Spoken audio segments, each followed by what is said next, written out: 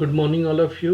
आज जो हम डील करेंगे वो है तुम्हारा दो चीज़। एक है प्राइमरी मेमोरी के बारे में बताएंगे, प्राइमरी मेमोरी क्या होता है, उसका स्टोरेज कैपेसिटी क्या होता है, उसके बारे में डील करेंगे। ठीक है, तो थोड़ा सा प्रोसेसर के बारे में जान लेते हैं कि क्या होता है प्रोसेसर और उसका स्पीड क्या होता है। और तो यहाँ पे हम लोग आते हैं, देखो यहाँ पे बेसिक प्रोसेसर और मेमोरी आर्किटेक्चर।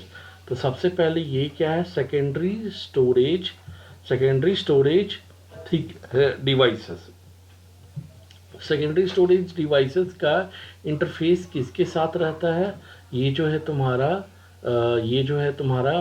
ये प्रोसेसर और मेन मेमोरी के साथ तुम्हारा ये कनेक्टेड रहता है। तो सबसे पहले क्या है, स्टोरेज डिवाइसेस किसके साथ कनेक्टेड रहता है। सेकेंडरी स्टोरेज डिवाइसेस पहले पहले price connected to the main memory, यानी कि मेन मेमोरी से कनेक्टेड रहता है सेकेंडरी स्टोरेज डिवाइस।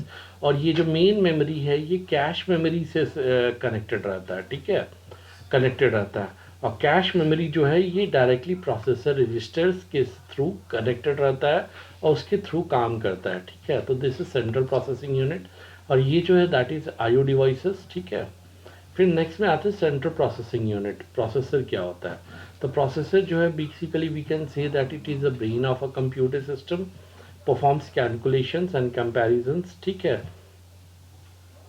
तो कंट्रोल यूनिट क्या है, one of the two basic components of CPU acts as a central nervous system of a computer system। ठीक है,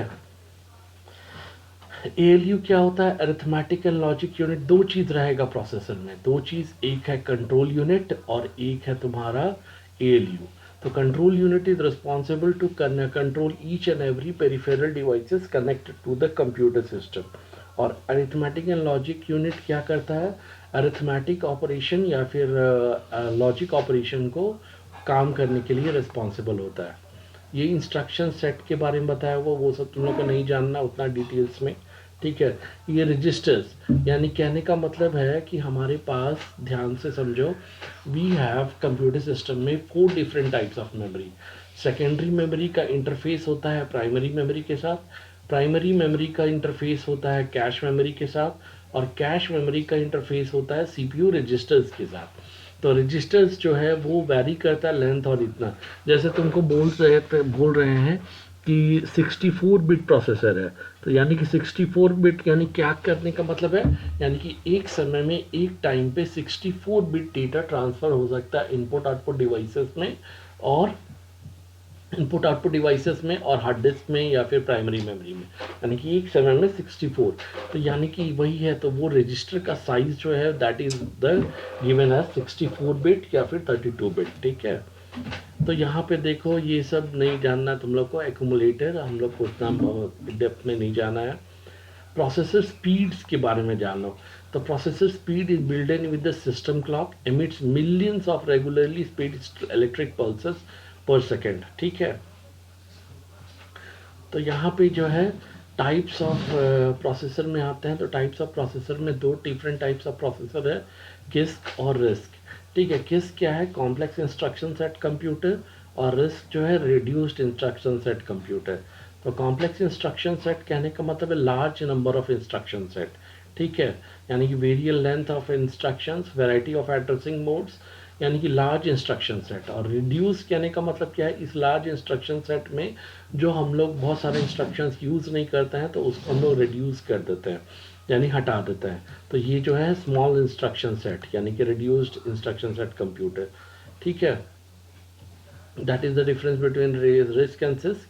फिर नेक्स्ट में आता है मल्टी कोर, अब आ जाते हैं मेन मेमोरी में। ठीक है, तो मेन मेमोरी में every computer has a temporary storage built into a computer hardware.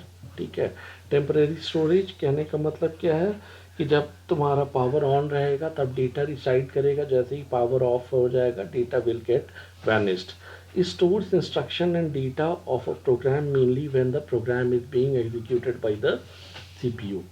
This temporary storage is known as main memory, primary memory or simply memory. ठीक है, physically it consists of some chips either on the motherboard or a small circuit board attached to the motherboard of a computer.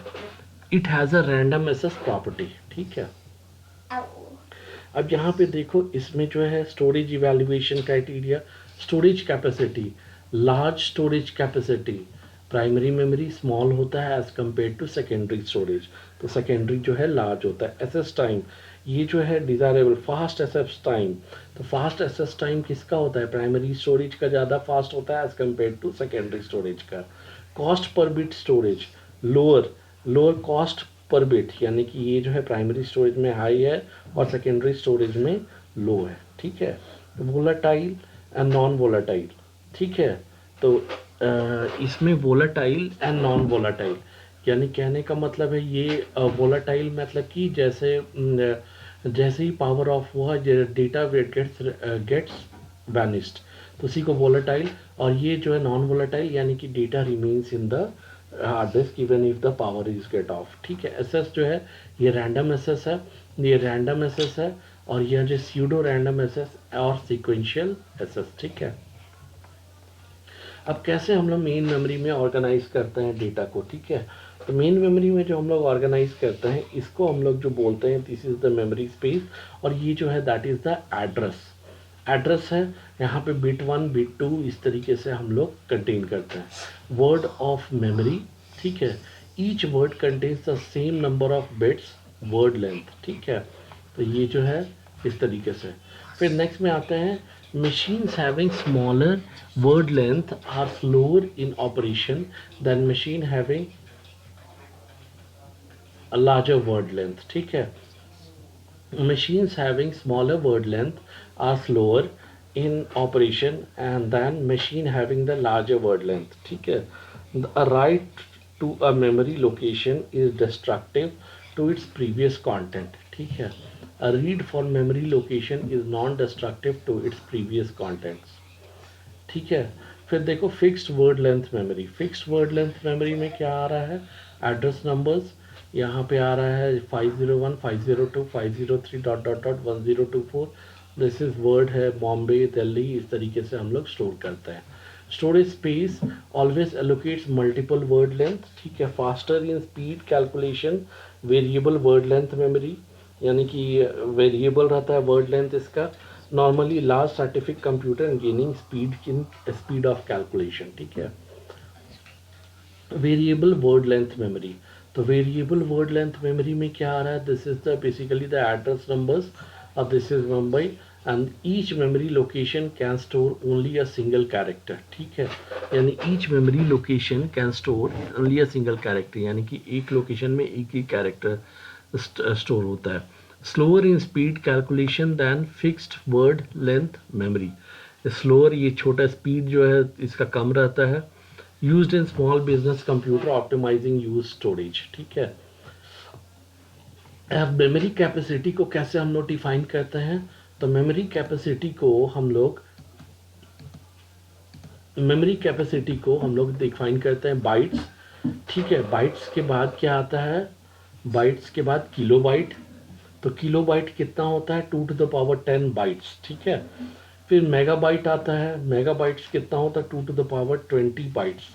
Gigabyte कितना आता है 2 to the power 30 bytes. वैसे ही 1 terabyte कितना का आएगा 2 to the power 40 bytes, ठीक है। इस तरीके से this memory capacity is given. अब यहाँ पे आते हैं टाइम ये टाइप्स ऑफ मेमोरी में, ठीक है। तो टाइप्स ऑफ मेमोरी में आता है सबसे पहले मेमोरी चिप जो है दो चीज़ रहता है, स्टैटिक एंड डायनामिक रैम, ठीक है। तो यहाँ पे ये जो memory chips volatile and writable, तो राइटेबल क्या कहने का, एक है दो टाइप का मेमोरी आता है, रैम जो होता है प्राइमरी मेमोरी दो टाइप का आएगा, एक एस रैम और एक है डी रैम। तो इसको हम लोग स्टैटिक रैम बोलते हैं, इसको हम लोग डायनामिक रैम बोलते हैं, ठीक है। फिर नेक्स्ट में आता है non volatile and read only, तो इसमें हमारा क्या होता है रोम, यूज़र प्रोग्राम में प्रॉम और ई प्रॉम और यूवी प्रॉम और ई प्रॉम, ठीक है। तो अब हम लोग आते हैं सबसे पहले आते हैं रैम पे, रैम में। तो रैम क्या है, primary storage of a computer is often referred to as the RAM because of its random access capability, यानी कि रैंडमली कहीं से भी एसेस कर सकता है और जो भी डेटा है रैम में रहेगा उसको। RAM chips are volatile memory. A computer's motherboard is designed in a manner that the computer capacity can be enhanced by adding more memory chips. ठीक है. The additional RAM chips with which plug into special sockets on the motherboard are known as single inline memory module SIMs. ठीक है.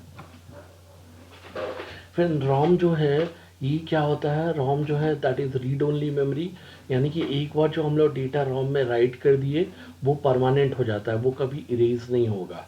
ठीक है, वो कभी भी erase नहीं होगा. तो रोम को हम लोग कहाँ यूज़ करते हैं, रोम हम लोग बेसिकली हम लोग जो बायस होता है कंप्यूटर सिस्टम का उसमें यूज़ करते हैं for reading and writing the program. ठीक है, तो रोम हो गया. टाइप्स ऑफ रोम में क्या आ रहा है, एक है manufactured program ROM, that is data is burned by manufacture of the electronic equipment it is used.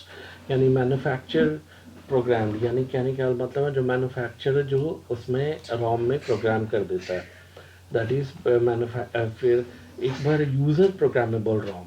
User programmable ROM क्या होता है, user can load and store read only programs and data in it. ठीक है, खाली read only. Erasable PROM क्या है, E प्रोम.